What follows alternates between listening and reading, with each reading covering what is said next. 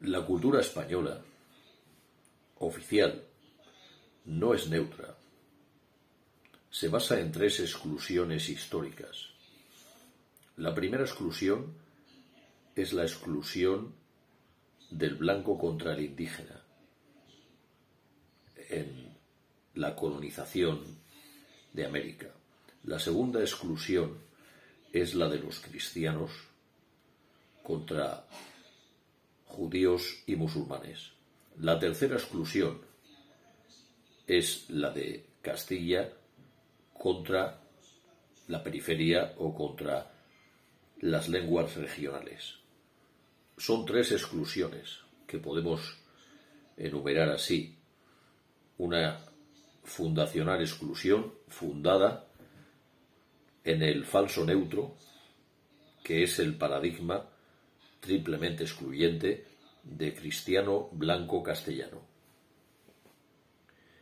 En este paradigma falsamente neutro, lo no cristiano, lo no blanco y lo no castellano es cuanto menos sospechoso. No se puede hablar de que la cultura española sea neutral cuando su fundación es excluyente.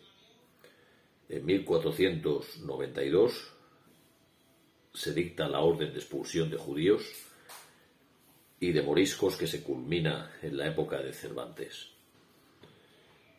No solo se persiguió a musulmanes y a judíos, sino también a musulmanes y judíos conversos a los que la Inquisición consideraba sospechosos. Se les sanbenitó, se les exterminó. En América se eliminó a gran parte de la población indígena. Eso es incontestable, solo hay que ver el gráfico que nos muestra la población antes y después, la población indígena antes y después de la conquista. Se redujo aproximadamente a la mitad en muy pocos años después de la invasión. A partir del decreto de Nueva Planta, Felipe V acorrala a la lengua valenciana y a la lengua catalana y privilegia todo lo que es la lengua castellana y la impone de manera monocultural en la administración. Este proceso de castellanización de la periferia se culmina con la Segunda Guerra Carlista, donde los isabelones, partidarios de Isabel II, ganan a los defensores de la particularidad lingüística no castellana. Si la élite que domina, la élite creadora de la cultura oficial del españolismo, nada neutra, esta misma élite primero atacó a lo que ellos consideraban exterior, es decir, a indígenas no blancos, amerindios, y a cristianos y musulmanes que vivían en la propia península. Después, en la tercera de las exclusiones, esta misma élite castellana se dirige contra los que supuestamente eran como ellos. El castellano es mal llamado la lengua común. En todas las regiones de España que no son la Castilla histórica, incluso hasta en la propia Castilla histórica, existió y queda reminiscencia de ello una lengua local. En León, Salamanca y Zamora el guionés, en Asturias el bable o asturiano, en Galicia el gallego, en Cantabria la lengua de los pasiegos, en Aragón una parte del chapurreao, que es una lengua de paso entre el aragonés, el castellano y el catalán o el occitano. En el norte de Aragón la lengua aragonesa, en Cataluña el catalán y el aranés, las lenguas de Baleares, las lenguas de Valencia, en Murcia el panocha, que es una lengua mezcla de romance, elementos del valenciano, elementos del castellano y del árabe aljamiado que conservaron los moriscos y los mozárabes, y en una parte de Murcia también, en la zona del Jarche, se habla valenciano. En Andalucía hay zonas como la familia Blas Infante o la de Cansinos Asens que conservaron el habla del árabe aljamiado hasta bien entrado el siglo XX. En Extremadura hay hasta tres lenguas.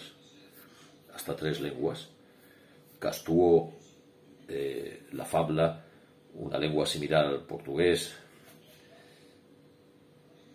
En Castilla-La Mancha se habla castellano, pero con un modo, con un habla dialectal que ha incorporado elementos de moriscos y sefardíes muy propia, muy paradigmática,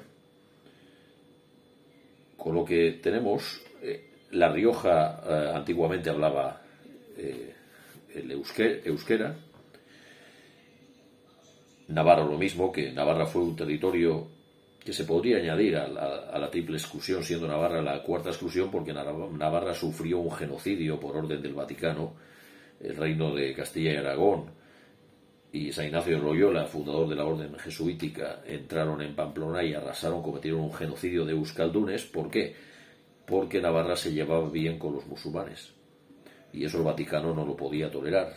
Ordenó entonces la masacre y el genocidio del reino de Navarra, al que se incorporó a la fuerza a esta forja del Estado español, que es del cual deriva la cultura actualmente oficial imperante.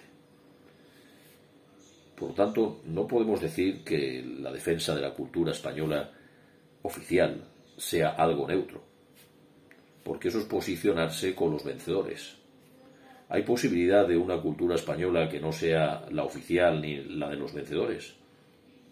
Sí, la que postuló Blas Infante, al que los falangistas asesinaron, la que postuló Américo Castro, que se tuvo que exiliar, la que postuló Ganivet, la que postuló Goytisolo en Señas de Identidad, la que postula la canción popular, la copla, la que postula Cervantes en el Quijote, que prácticamente no hay página donde no se arremete contra la Iglesia Católica y contra la Inquisición. Una de las frases que aparecen en la segunda parte del Quijote, cuando está buscando a Dulcinea, es: con la Iglesia hemos topado. Frase claramente despectiva, y hay muchísimas más prácticamente en cada página. En la introducción al Quijote se ataca a Lope de Vega, se ataca a la Inquisición. Es sabido que Cervantes era sefardita, pero además es sabido también la anécdota del Quijote con el morisco Ricote, al cual el Quijote, alter ego de Cervantes, defiende contra los racistas de entonces, como Quevedo, Lope de Vega, etcétera, que tanto se parecen a los de hoy, ¿no? No es neutro defender la cultura española oficiosa, no es algo neutro, sino que es algo que ha sido fabricado por los vencedores.